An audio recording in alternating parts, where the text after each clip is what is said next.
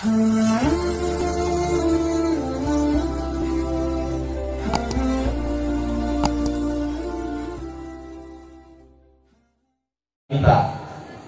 jin. Kalau kita pengen tahu nih jin itu kayak gimana sih sebenarnya makhluknya, baca aja surat jin. Di dalam surat Al-Jin itu lengkap Allah firmankan tentang bagaimana mereka. Ada yang muslim, ada yang bukan muslim, ada yang muwahhid, ada yang musyrik, ada yang ahlu sunnah, ada yang ahlul bid'ah, dan lain-lain. Banyak jin itu beraneka ragam. Wa anna minna salihuna wa minna duna dzalik kunna qaraiqa qidada. Di antara kami ada yang saleh, ada yang tidak saleh. Kami menempuh jalan kami masing-masing, jalan hidup kami masing-masing. Ada yang pedagang, ada yang peternak, dan mereka punya alam yang lengkap fasilitasnya sama seperti alam manusia. Ada yang pernah jalan-jalan ke sana? Belum, berarti pengen. Gak perlu lah ya. Jangan sampai kita terobsesi, aku pengen lihat jin lah, supaya dianggap punya karomah. Aduh, melihat jin itu bukan karomah, Pak. Ya bukan musibah juga. Kalau melihatnya terus-terusan memang jadi musibah. Tapi kalau sesaat melihat karena mereka menampakkan di alam kita, itu insya Allah matanya nggak ditempeli. Karena memang mereka bisa menampakkan diri di saat-saat tertentu. Apa enggaknya udah bosan melihat wajah manusia sehingga pengen melihat wajah jin. Lebih ganteng teman-teman antum itu yang ada di samping kanan kiri. Kalau mau nyari istri, carilah istri dari manusia, nggak usah nyari ke pantai selatan minta dayangnya Ratu Kidul.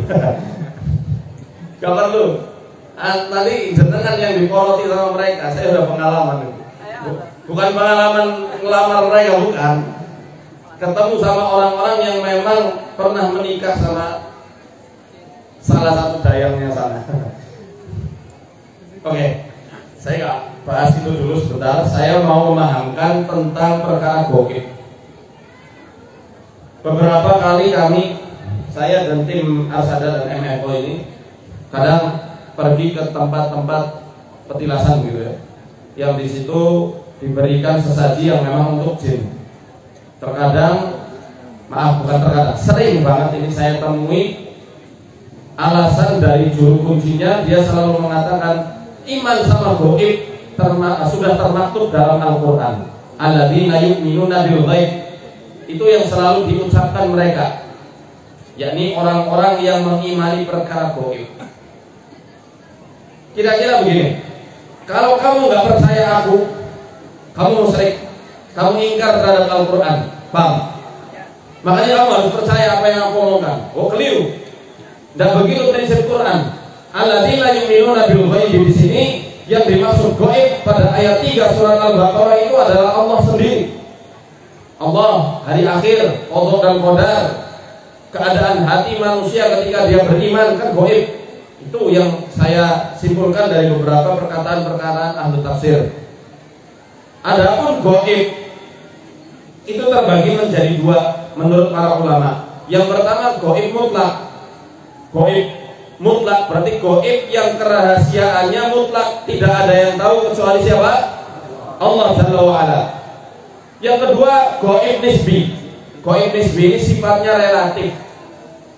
Diketahui sebagian makhluk, tidak diketahui sebagian makhluk yang lain. Contoh mudahnya, keadaan Bapak sebelum datang ke tempat pengajian ini gaib bagi saya. Saya nggak tahu apakah jenengan sudah mandi apa belum, sudah makan siang apa belum, sudah sikat gigi apa belum, saya tidak tahu ya keadaan jenengan. Tapi keadaan jenengan itu ya bukan gaib bagi diri Anda sendiri karena Anda yang melakukannya. Demikian juga keadaan saya sebelum datang ke sini. Apakah saya sudah mandi? Gaib bagi jenengan, tapi bagi saya tidak gaib karena saya tahu saya sudah mandi apa belum. Kira-kira udah apa belum? Paham ya? Itu gaib nisbi. Nanti nisbi ini terbagi jadi 3. Bil makan. Nah, makan ini artinya tempat. Misalnya bagi jenengan yang belum umroh, Makkah dan Madinah gaib bagi orang yang belum umroh. tapi tidak gaib bagi orang yang pernah haji ke sana, pernah umroh ke sana. Demikian juga sebaliknya, desa Banjaran gaib bagi warga Makkah dan warga Madinah, karena mereka nggak pernah umroh ke Banjaran, nggak pernah berwisata ke sini. Paham ya? Ini gaib secara tempat. Yang kedua, gaib secara waktu. Jenengan ada yang pernah ketemu Mbak Sanggahnya belum?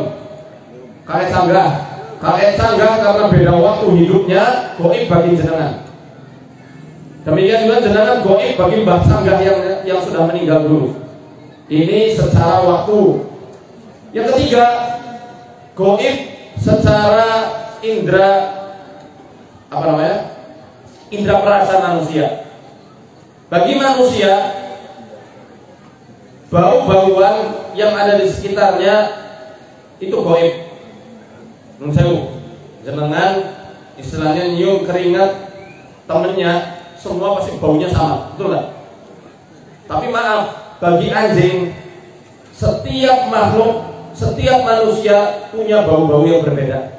Itu gaib secara kemampuan indera. Paham ya? Bagi kelelawar, memantulkan suara infrasonik tidak gaib bagi dia, karena itu kemampuannya. Tapi gaib bagi Anda, nggak bisa dengar suara infrasonik. Sampai sini bisa dipahami? Itu gaib yang nisbi. Bagi orang yang pernah kena gangguan jin, penampakan jin bukan gaib bagi dia, tapi gaib bagi kita yang sehat-sehat saja. Bagi orang yang mengambil jin sebagai indang atau khodam, jin bukan gaib bagi mereka, tapi gaib bagi orang yang menjaga akidah dan tauhidnya sehingga tidak menjadikan mereka sebagai khodam. Bisa dipahami?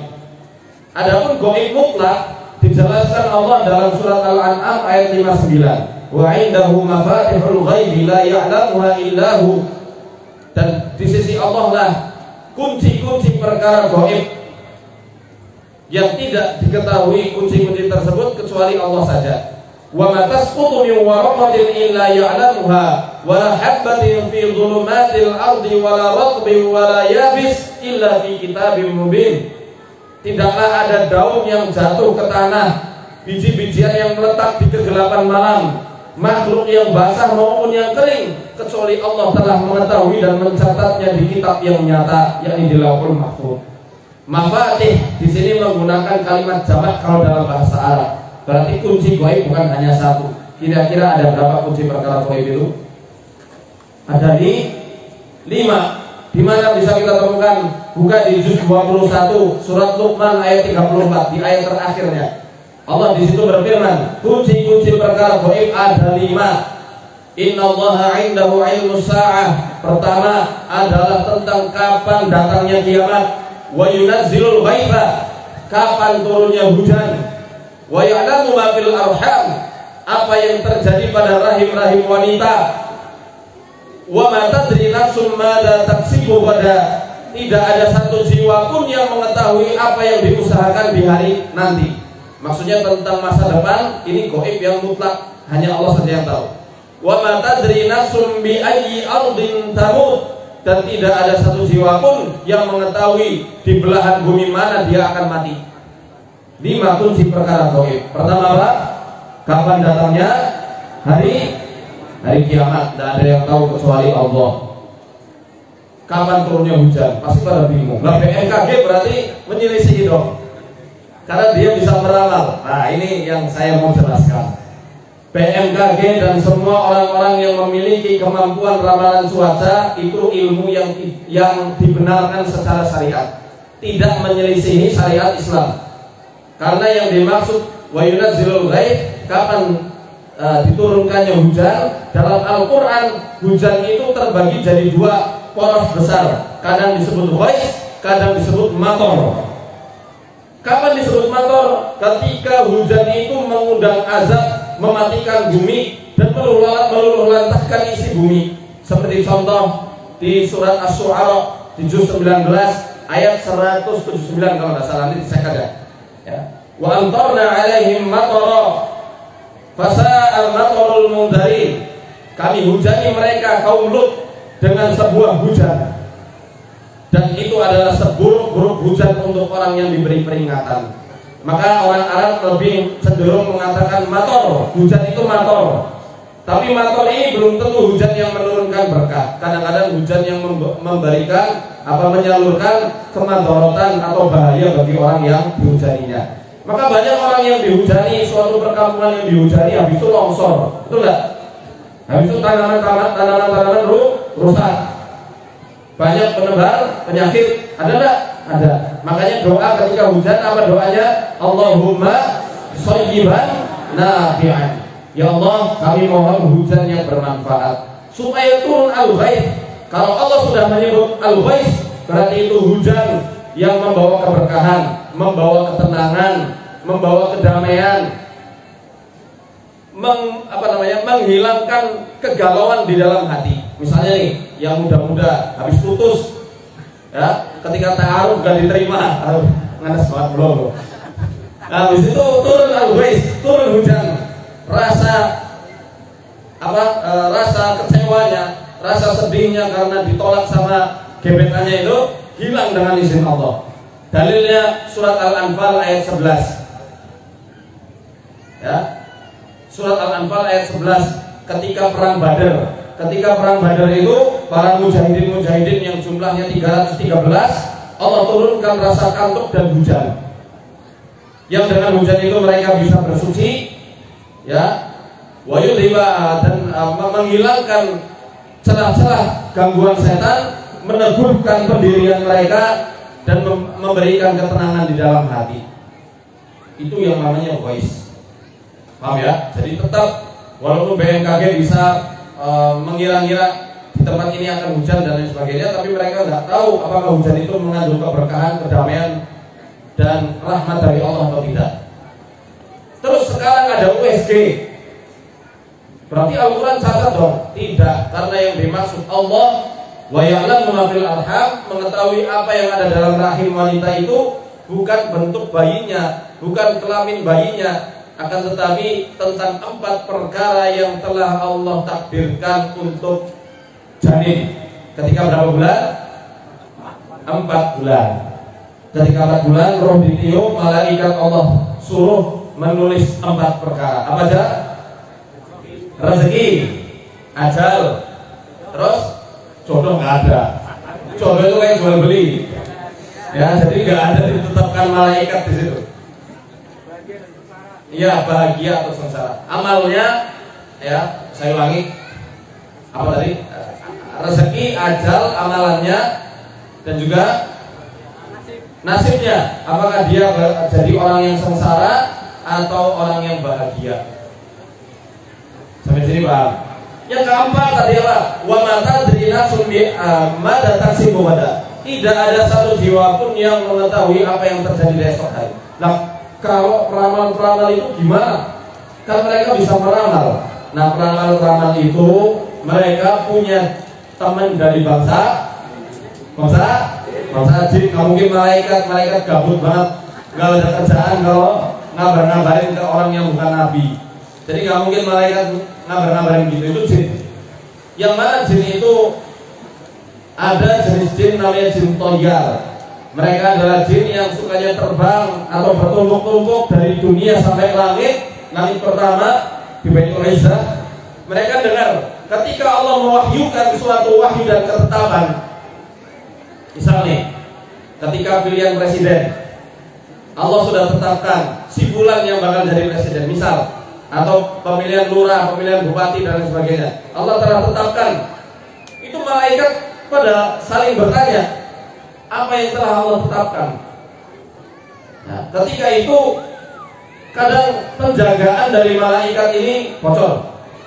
Ya, bocor karena jin itu digambarkan oleh Rasulullah ketika mau mencuri dengar dari langit, itu beliau menganalogikannya seperti ini. Jadi apa ya, kalau bahasa kita ingling tuh bahasa Indonesia ya. Saling ya ingling-inglingan, saling game kayak lagi panjat pinang. Itu sampai naik ke atas. Berarti banyak banget dong. Ya, wallahu a'lam. Karena jin kan bisa membesar sampai sebesar rumah, sampai sebesar gedung.